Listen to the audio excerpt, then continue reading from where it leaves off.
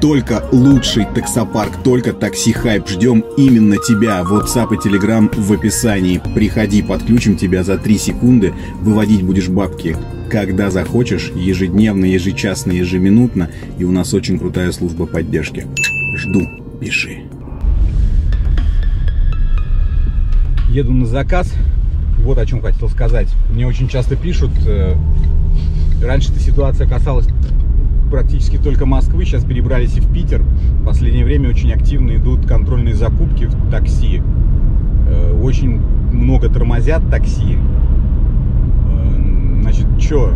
Лицензия, понятное дело, всякие сопроводительные документы и т.д. и т.п. Соответственно, мне как раз многие задают вопрос, типа, хочу приехать в Питер, работать на машине, как чего там, как. Объясняю, как чего. Контрольные закупки идут вовсю, попасться может каждый. Тут сел, ехал на такси, человек мне рассказывал о том, что его знакомого из Узбекистана тормознули, лицензии не было, забрали тачку на штрафстоянку, выписали штраф. По сумме не помню, но какой-то там космический, что-то до 100 тысяч. Ну, то есть, все на самом деле, с одной стороны, правильно, понятное дело. То есть, контроль должен осуществляться. Все мы понимаем и знаем, что в такси до последнего времени достаточно анархично, скажем так. Ну, то есть, сейчас вот эти все пошли завинчивания гаек. Я так понимаю, это больше связано как раз с авариями, с ДТП, плюс смертельные случаи. Плюс наверняка и YouTube подогревает, ясен пень, всякими байками, страшилками и всем остальным. Наверное, я к этому тоже приложил руку. Соответственно, господам руководителям нашей страны ничего не остается, как, ну, типа, ладно, давайте и здесь наведем порядок. И пошла возня. Значит, мигрантам по правам там, да, начинают плющить, контрольные закупки делать, какие-то законы там осуществлять. Яндекс напрягли на то, чтобы он страховал все поездки. Ну, в общем, потихоньку что-то меняется. Единственное, сука, что не меняется, это цена. Нет, она меняется, но не в ту сторону, которую бы хотелось нам, водителям. И как повлияют на это вот эти все чистки и все эти штуки, да, будем посмотреть, что называется. Потому что пока непонятно. Да, у нас Россия в плане, ну, да, соблюдения законодательства желательно, но, так сказать, не обязательно. Ну, это такое, в кавычках, да, соответственно. То есть всегда найдутся какие-то лазейки.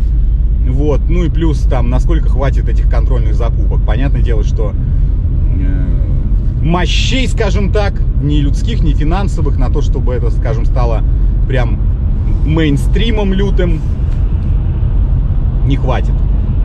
Ну, посмотрим. Напишите, кстати, что думаете по этому поводу. Кто за, кто против, кто без лицензии работает,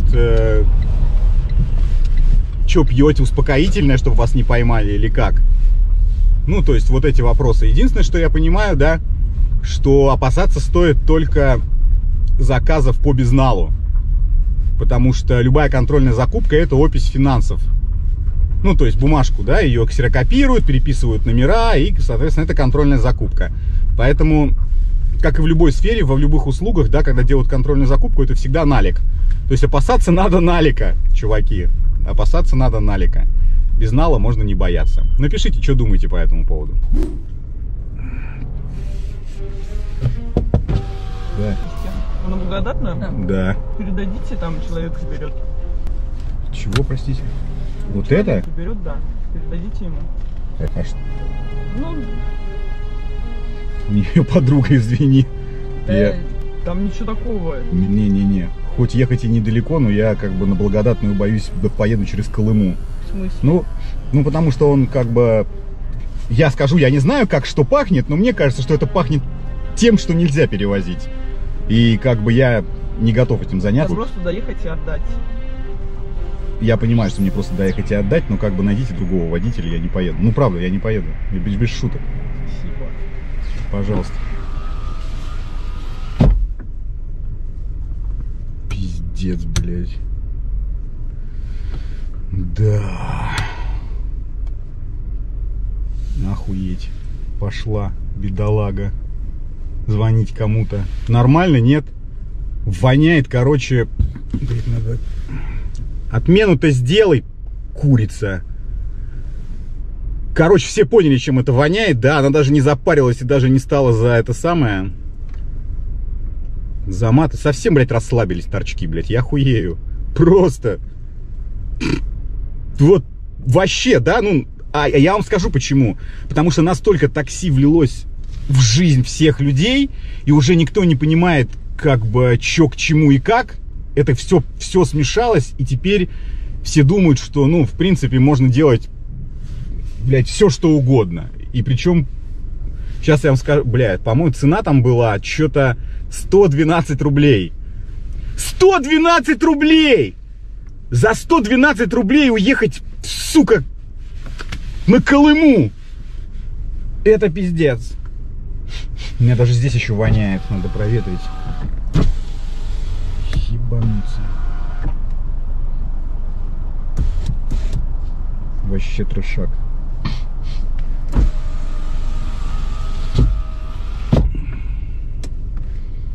Скоро будет примерно так, как я это вижу. Вызывают такси. Стоит дюжина, значит, говорящих по-испански мучача с калашниковыми. И, значит, и говорят там, типа, на ломаном русском: у тебя есть большой багажник? Ты говоришь, ну, типа, да, что? И начинают грузить белые пакеты, расфасованные по килограмму, с печатью.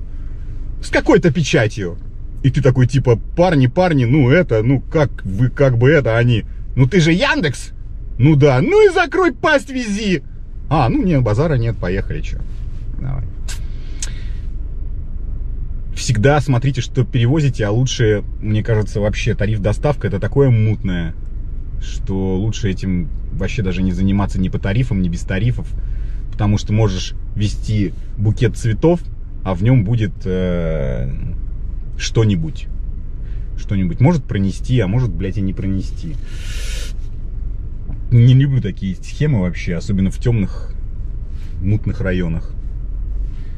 Короче, будьте внимательнее, друзья мои. Поехал дальше работать. Сегодня у нас суббота, и хочется подзаработать денежек. Потому что скоро Новый год.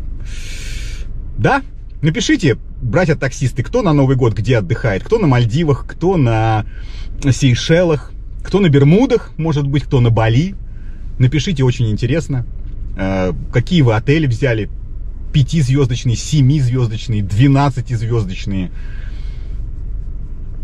Может быть, кто-то решил, да, подумаешь, там, недельная зарплата, поеду в 30-звездочный отель. Напишите, мне очень интересно. А я поехал.